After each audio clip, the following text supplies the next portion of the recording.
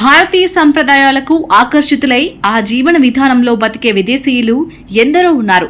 బ్రెజిల్కు చెందిన Jonas Masetti మన దేశ సంప్రదాయాలకు ఆకర్షితులై వేదాన్ని నేర్చుకోవడమే కాకుండా ఆ దేశంలో వాటి గురించి ప్రచారం చేసి సనాతన ధర్మం గొప్పతనాన్ని తెలియజేస్తున్నాడు.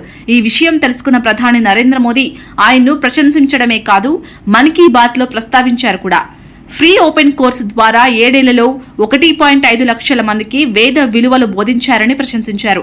అంతేకాదు మన ప్రభుత్వం పద్మశ్రీ పురస్కారాన్ని అందజేసి సత్కరించింది. బ్రెజిల్లోని రియో డిజైనేరియాలో జన్మించిన ఆయన మిలిటరీ ఇన్స్టిట్యూట్ ఆఫ్ ఇంజనీరింగ్ లో మెకానికల్ ఇంజనీరింగ్ పూర్తి చేశారు. బ్రెజిల్ ఆర్మీలో 5 ఏళ్లు పనిచేశారు. కొన్నాళ్లు స్టాక్ కన్సల్టింగ్ కంపెనీలో కూడా పనిచేశారు. తర్వాత భారతీయ సంప్రదాయాలకు ఆకర్షితుడై చేస్తున్న ఉద్యోగం మానేసి కోయంబత్తూరుకు వచ్చి ఆర్ష వైద్య గురుకుల 4 ఏళ్ల పాటు వేదాలను నేర్చుకున్నారు. తర్వాత బ్రెజిల్ వెళ్లి విశ్వ వైద్య అనే సంస్థను నెలకొల్పి వేదాలు, వాటి సారాన్ని, విలువలను ప్రజలకు బోధిస్తున్నారు. వేదాంత లైఫ్ అనే సాంకేతికతను వాడుకుంటూ అక్కడి ప్రజలకు వేదాల గురించి వివరిస్తున్నారు. అంతేకాదు జోనాస్ తన పేరు చివర విశ్వనాథ్ను చేర్చుకోవడం గమనార్హం.